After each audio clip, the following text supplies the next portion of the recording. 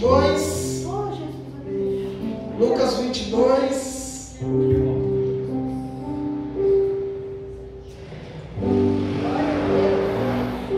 Lucas 22, 8.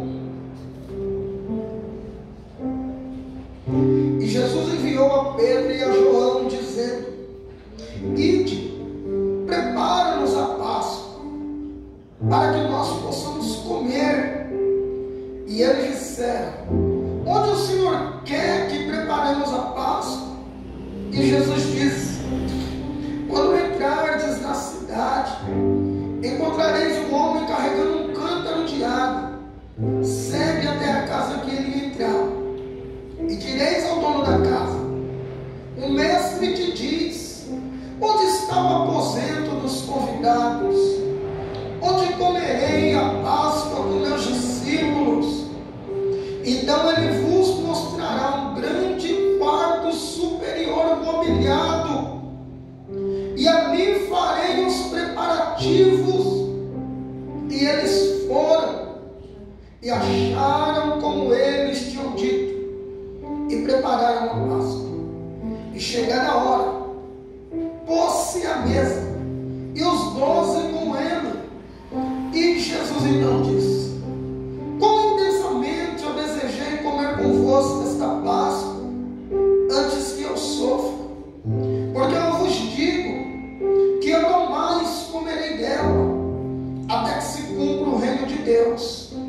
E ele, tomando o cálice, deu graças e disse: Tomai e dividi entre vós, porque eu vos digo que não mais beberei do fruto da videira, até que venha o reino de Deus.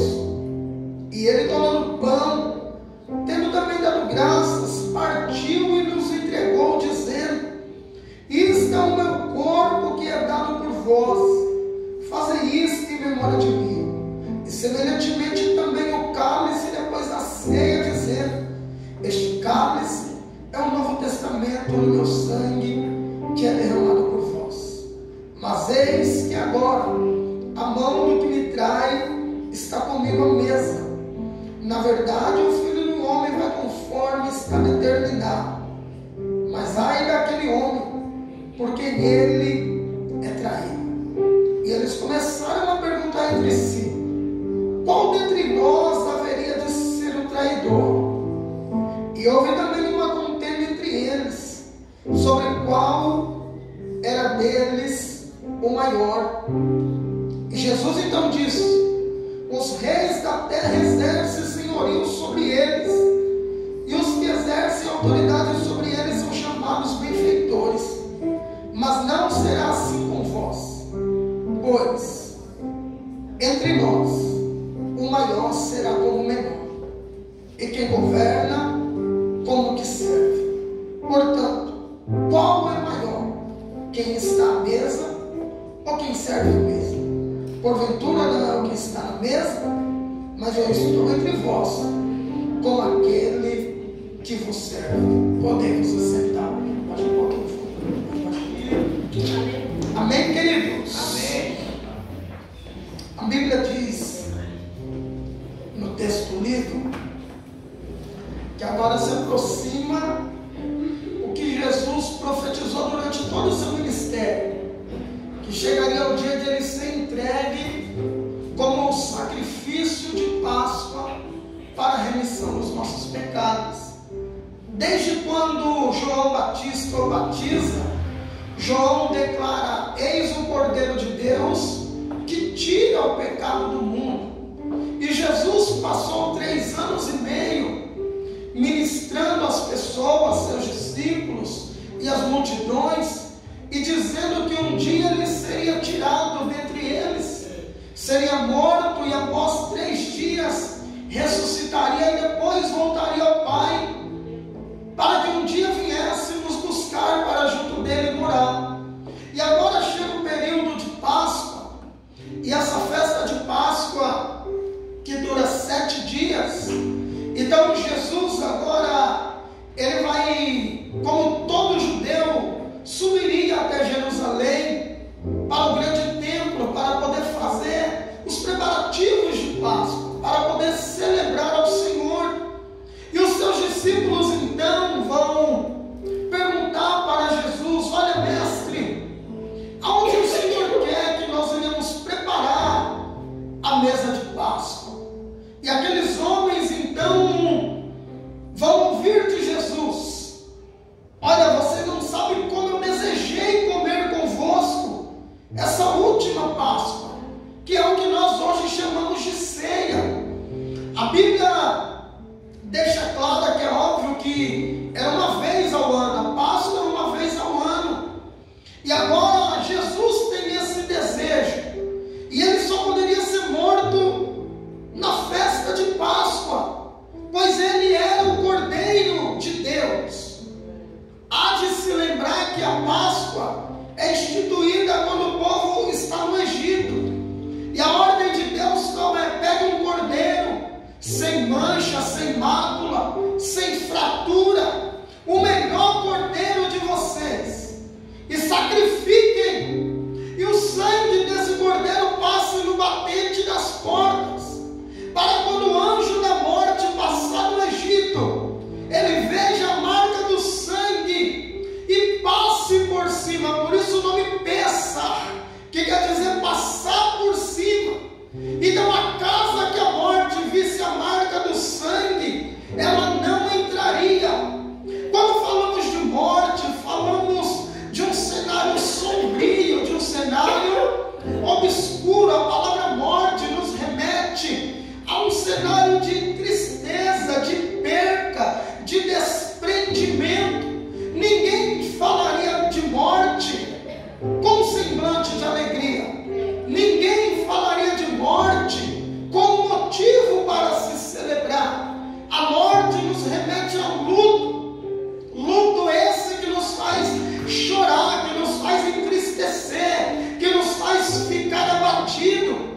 Então todas as vezes que você e eu ouve falar sobre morte, o pensamento logo é um período negro. A cor da morte, do luto, é um negro, mas não pela cor preta, mas por simbolizar a ausência de luz.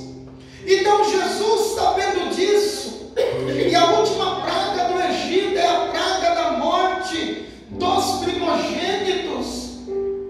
Deus já tinha ferido o Egito com 9 pragas, e de todas elas, a terra de Gósen ou de Goshen, na onde os hebreus habitavam, não foi assolado por nenhuma delas.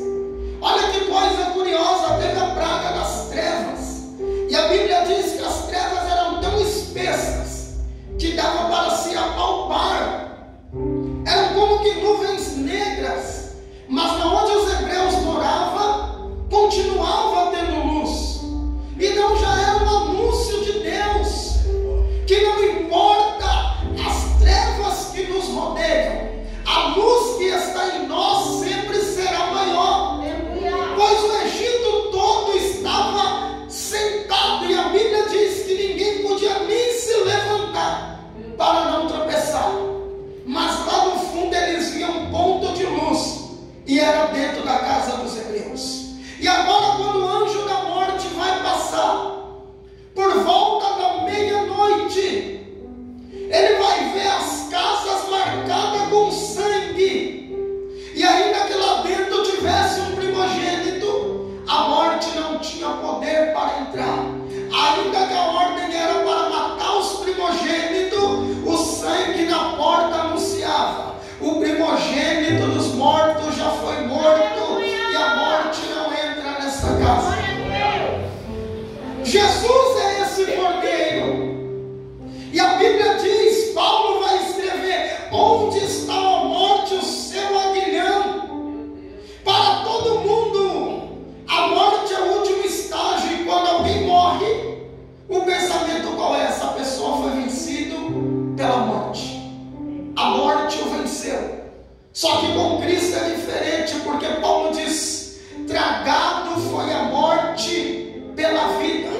A morte teve que entender, quando olhou na casa dos hebreus, o homem de dores, aquele que é a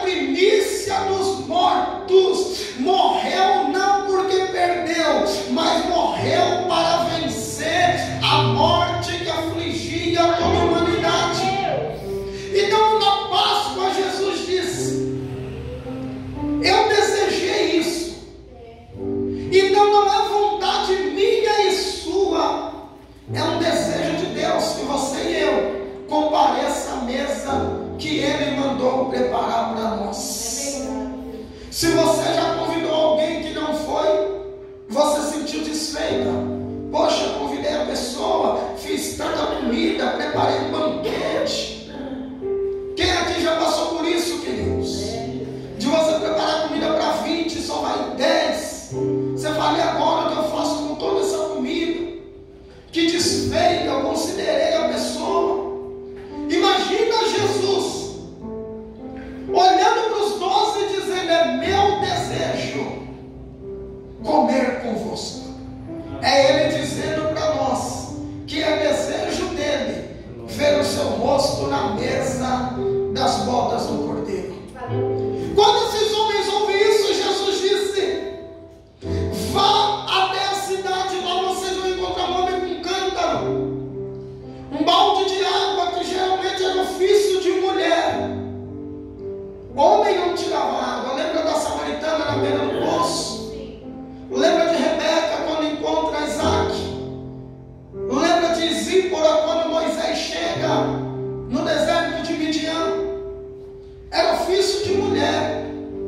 E agora Jesus vai dizer, vai ter um homem fazendo o que ninguém faz, no momento que talvez as outras pessoas estarão desapercebidas. Jesus está procurando aquele que está fazendo o que ninguém faz, e quando ninguém quer fazer. Talvez aquele homem tivesse esposa, tivesse até funcionários pelo contexto da sua casa, e nem ele mesmo soubesse porque ele foi buscar água, mas Jesus já estava dizendo, aquele que anda na contramão da maioria, esse homem simboliza você e eu no mundo a qual vivemos. Muitos estão desprezando a presença, muitos estão desprezando a igreja do Senhor, muitos estão se apostatando da fé, muitos davam glória a Deus aqui dentro, agora estão lá fora servindo ao inimigo. E aí quando eles saem, eles dizem, nossa, agora eu sou livre, como eu perdi tempo na igreja, agora eu posso passear, me divertir. Pelo contrário, ele está aprisionado, porque quem serve aos seus desejos é refém dele, é preso por ele. Agora quem está em Cristo, esse é livre não para si, mas livre para Jesus. Mas ainda tem alguns que estão dizendo, eu vou continuar carregando meu cântaro, não importa quem desprezou, eu vou buscar a água, eu vou na fonte, porque eu tenho sede, eu vou levar água para minha casa. Talvez você não entendeu, esse homem estava dizendo, eu vou levar água para minha casa, e você está aqui hoje para levar água para tua casa, para tua família, para os teus amigos, para aquele que não tem força, mas você veio buscar um homem diferente. Eu imagino que não teve muitos, a maioria seria mulher, e aqui é uma véspera de Shabat. Talvez esse homem foi buscar água para os seus convidados se lavarem. Esse homem ia fazer o Shabat, queridos, a Páscoa. O grande Shabat, não o Shabat da semana. A Páscoa é um Shabat. E sabe o que é tremendo? Jesus vai dizer, pergunte, olha que coisa linda, onde está o aposento dos convidados? O cara já tinha um cenário preparado. Onde está o aposento dos convidados? O Senhor quer entrar na tua casa hoje para mudar a história. Aleluia! Não é só tua, é da tua família. É verdade, Jesus. Sabe o que eu acho lindo? Jesus você encontra em todo lugar, sim ou não? Sim. Deus está em todos os lugares, sim ou não?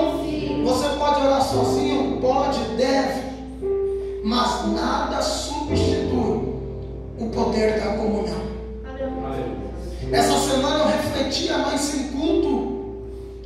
E eu falei, Deus, mas por que esse vazio se eu oro em casa, se eu oro em qualquer lugar?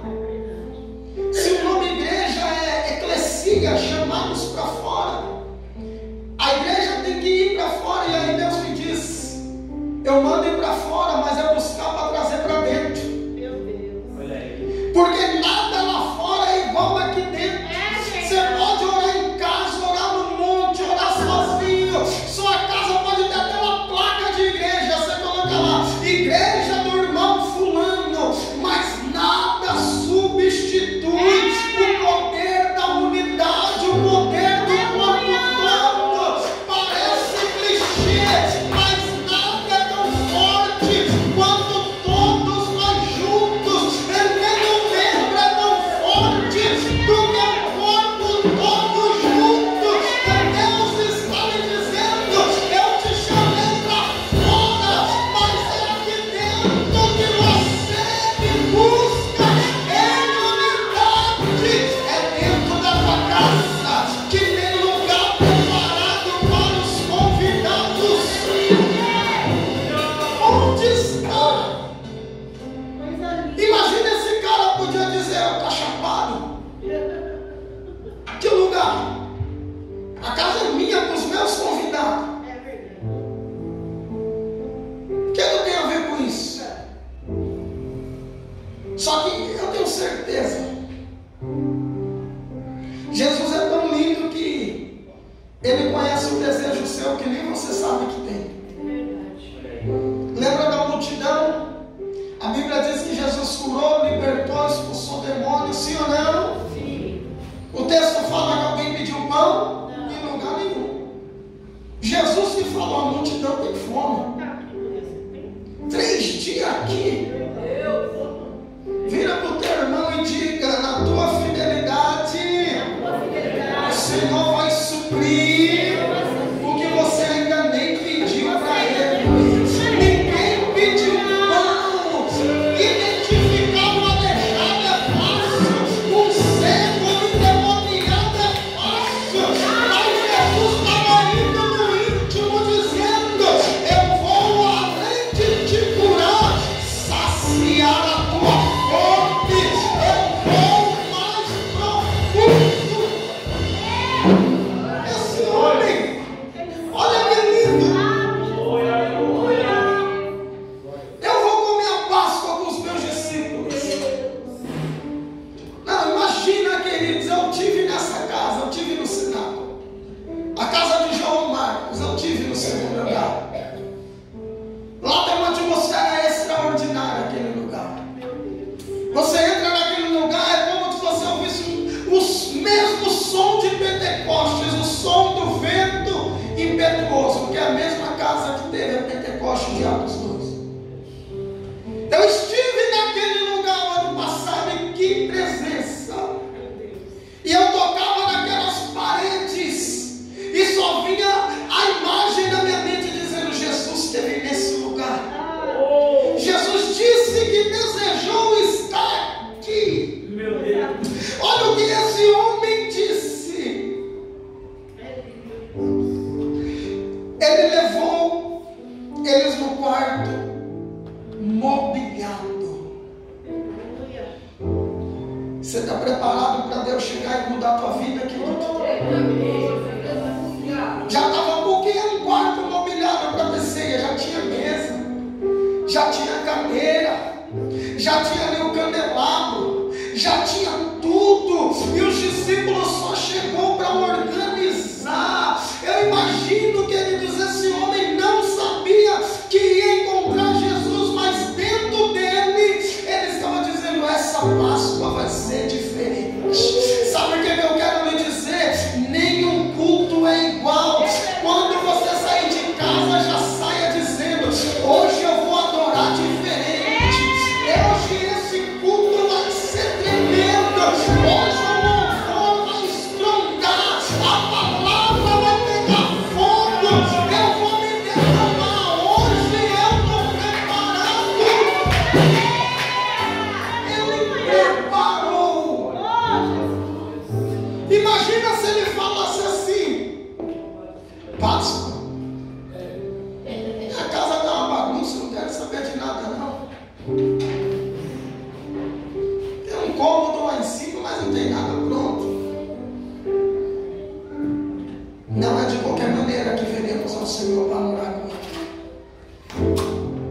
Nós às vezes temos mania de deixar tudo para a última hora, queridos. Eu vou continuar batendo na tecla. A melhor roupa que você tiver no seu guarda-roupa tem que ser para ir para a igreja. Eu não entendo pessoas que para todo lugar vai bonito, faz cabelo, maquiagem, não sabe? A festa de 15 anos, eita, tenho que fazer unha, tenho que me maquiar, tenho que não. Aí vai para a igreja, acordei, estou de pantufa, um pijama, Bob estava na Florinda, vou para o culto. E se no meio de um culto Jesus voltar? É óbvio que é seu corpo glorificado que vai, mas é assim que você veio para cultuar ele, irmão. Pastor, só tem uma roupa, então essa é a melhor, é com essa que você vai vir. Pastor, tem uma calça nova, maravilha, 2 cultos na semana. É verdade. Então deixa ela pelo menos por domingos, tá? Essa eu vou impecável. É o dia de nós estarmos preparados. Sabe o que eu amo, queridos? Quando você entende o propósito. Lá em Israel é um som tremendo. E um dia eu fiz uma live e mostrei no grupo da igreja no Shabbat. Um som tremendo. E eles fazem questão de deixar os carros bem longe. Eles não querem facilidade para ir buscar o eterno, amém? Eles deixam o carro longe e vai andando. E todos de terno, as mulheres em vestido para ir dentro do templo, não, para ir no muro. Debaixo de um sol de 40 graus. De terno, de gravata, de chapéu. As mulheres com os vestidos lindos, as crianças lindamente arrumadas. Para tocar no muro, que aquele muro é o último pedaço do grande templo, é o mais próximo do altar sagrado. Altar sagrado que Abraão subiu para sacrificar Isaac, é o mesmo. Só para você entender o que é o grande templo. Abraão subiu para sacrificar Isaac naquele lugar. Anos depois, Salomão fez o templo ali. E dentro daquela cúpula dourada que você vê em todas as fotos, é o domo da rocha, ali era o altar. O santo dos santos era ali que ficava a arca. Então os judeus saem para tocar no muro e sentir que está perto do altar. Tamanha seriedade que é buscar a Deus. Se fosse nós com esse calor, nós ia falar, vou de bermuda, está muito quente. Não, eles vão de terno, a melhor roupa é para ir no muro buscar o eterno. E o Senhor está dizendo, eu quero a minha igreja preparada, queridos. Pastor, eu só gosto de camiseta, eu não estou falando de estilo de roupa. É a sua melhor camiseta, glória a Deus. Aleluia, é verdade. Pastor, gosta de sandália, meu pé não pode botar eles, então é a melhor sandália que você vai vir. Mas você tem que estar preparado com o teu melhor. É forte.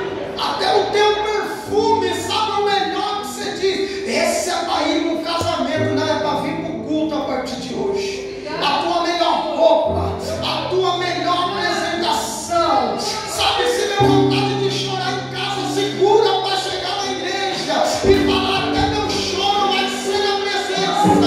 Pode ser de tristeza, mas eu vou confundir o diabo. Eu vou chorar no templo, eu vou levantar a mão e dizer, eu sei que o meu Redentor vive e por fim ele vive.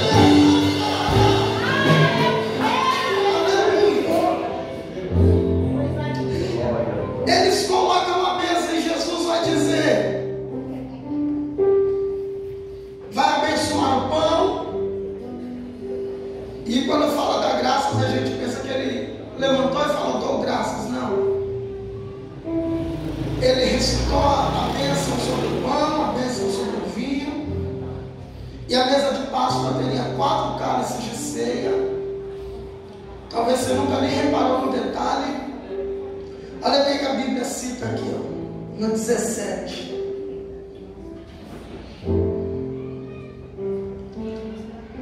Deixa eu achar aqui. Olha que curioso o versículo 17. E ele tomando o cálice deu graça e disse, tomai, amém? 17. Aí olha no 20. Depois da ceia, ele pegou o cálice e disse: esse é o cálice do meu testamento. Então o texto cita 2. Mas são 4 cálices. O ceder de Páscoa, ou seja, a ordem de Páscoa, é um jantar memorável, é um jantar maravilhoso, um cordeiro. Um dia eu vou fazer aqui, eu até comentei com os discípulos, que eu vou encomendar uma banda de cordeiro para nós fazer assado na Páscoa, comer com as ervas amargas. Tem um rapaz que vende uns cordeiros ali, nós vamos fazer um ato bem simbólico, uma mesa linda. Então era um jantar maravilhoso. E Jesus disse assim para eles: olha, eu não vou comer até que volte eu no meu reino, eu não vou beber mais deste suco até que eu volte. Então foi a última de Jesus. A próxima é as bodas do cordeiro, quando estaremos lá com ele. E aí ele dá ordem: fazem isso em memória de mim. E por que seriam 4 cálices? Êxodo 6,6 tem uma promessa tremenda que diz assim, ó.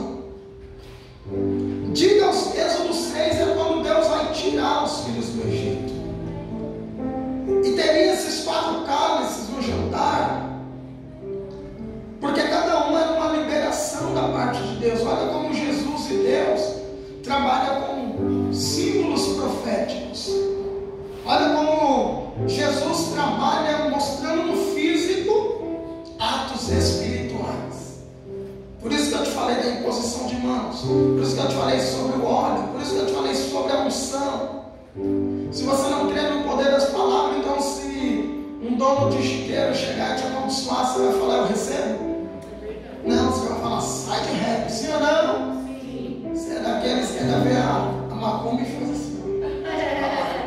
Sim ou não? Gente, não quer isso para nós, a gente sabe que tem um poder.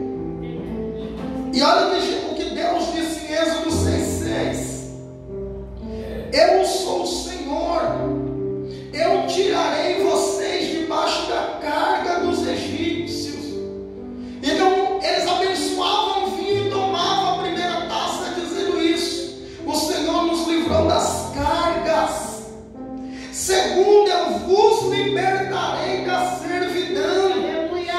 Terceiro, eu vos redimirei com um braço forte e com juízo. E quarto, eu vos tomarei para ser meu povo.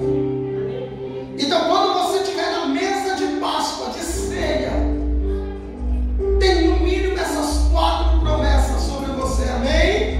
Pode ser qualquer ceia profética. Deus está lhe dizendo: eu sou o Senhor que te tirei das cargas dos egípcios, toda a carga do mundo. Jesus disse: o meu jugo é suave, o meu fardo é leve. É tão gostoso servir Jesus, querido. Pesado era no mundo, que você ia dormir com medo e acordava assustado, e dormia bêbado, acordava de ressaca, e uma pressão, e ouvia um barulho de tiro, tinha medo, e era briga, e era uma guerra. Sim ou não? Que você vivia de mentiras, que talvez você era um caloteiro, ou te caloteavam. Isso é peso. Quando eu vejo, queridos, alguém que cumpre as ordenanças do Senhor certamente, não é peso nenhum, é um privilégio. Eu posso ficar quantas horas for na presença do Senhor, nunca será peso, é um privilégio, amém? Eu vos libertei da servidão. Todo o tempo que você serviu a outros deuses e não teve resultado, o Senhor está dizendo: eu te libertei disso. Talvez trabalho que você trabalhava muito e pouco se aproveitou, escravidão espiritual, o Senhor está dizendo: eu te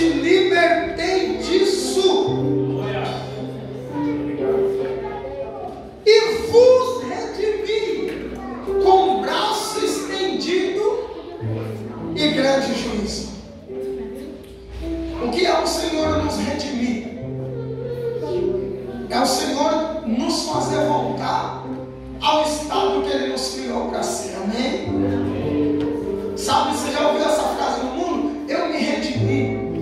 Ou seja, agora eu sou uma nova pessoa.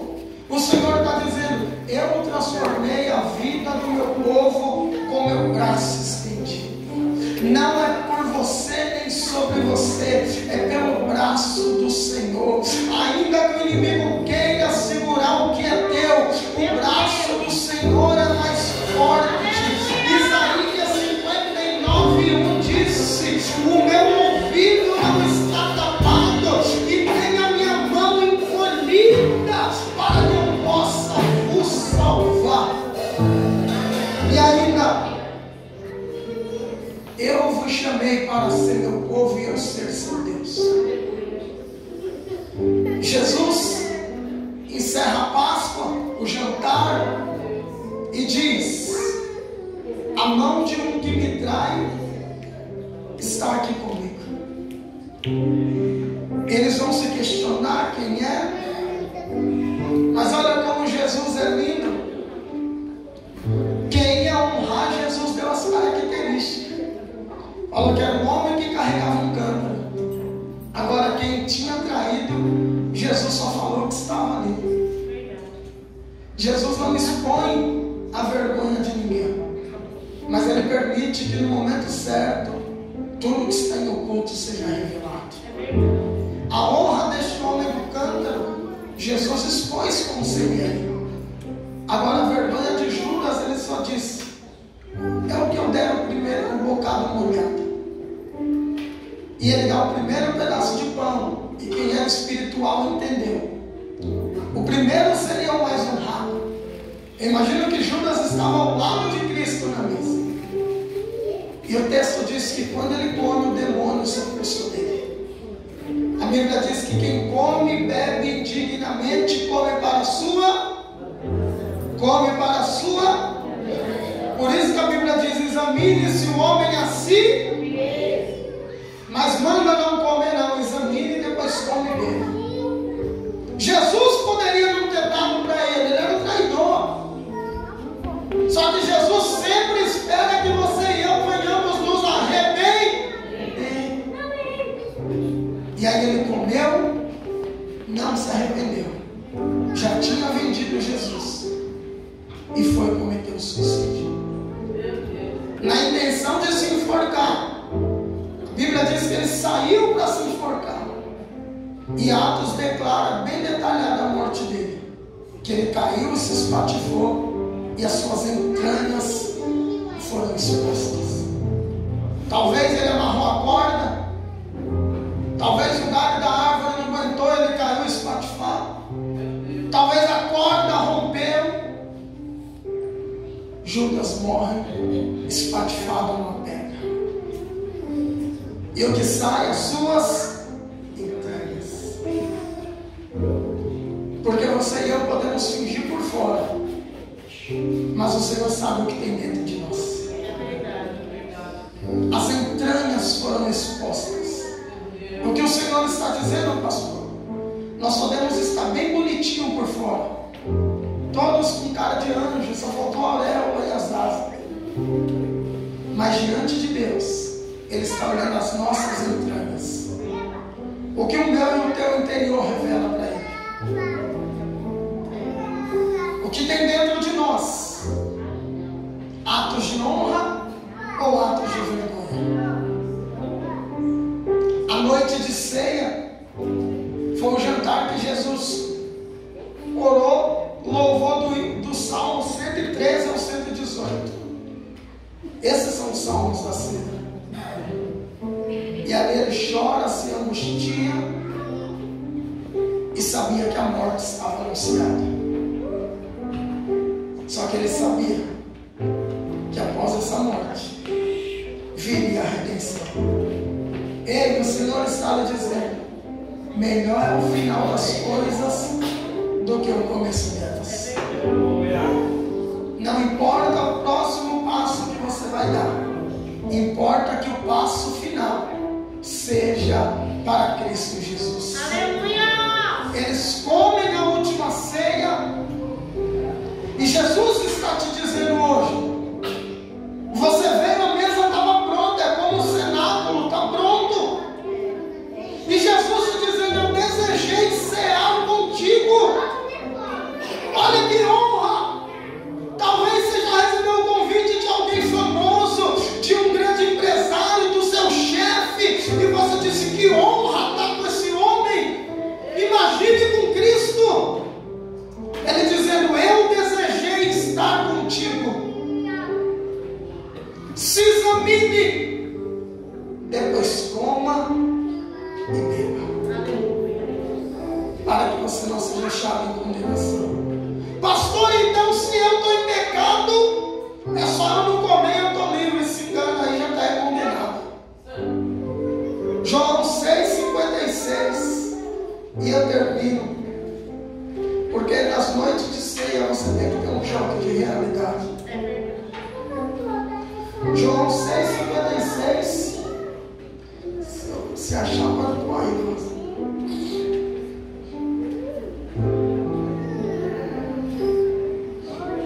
Aquele que come a minha carne e bebe meu sangue permanece em mim e eu nele. 58. Esse é o pão que desceu do céu, de modo algum comparável ao maná comido por vossos pais, que agora estão mortos. Aquele que come deste pão viverá para sempre. Aleluia! Porque os judeus falaram, nossos pais comeram no pão do deserto. Aí Jesus disse, comeram, mas morreram. Agora quem come de mim vive para sempre. Amém? Amém. 57. Assim como o Pai que vive me enviou, e eu vivo pelo Pai, assim quem de mim se alimenta, também vive por mim. 54, final, por favor, entra mim. Todo aquele que comer a minha carne e beber o meu sangue tem vida eterna, e eu ressuscitarei no último dia. Aleluia! Hoje é noite de você comer a carne e beber o sangue. É noite de você adquirir vida para você. É noite de você sair com um cântaro cheio de água. Quem está com um cântaro cheio, vê Jesus adentrando na sua casa e mudando toda a história. Aquela casa era uma casa comum até Jesus ir naquele lugar. E hoje, mais de 2000 anos depois, o mundo inteiro ainda vai a Israel e faz questão de entrar naquela casa. Jesus vai entrar na tua casa para mudar a história daquele lugar. E as pessoas terem vontade de conhecer o Jesus que elas se conhecem. Amém? Dê um aplauso bem forte ao Senhor.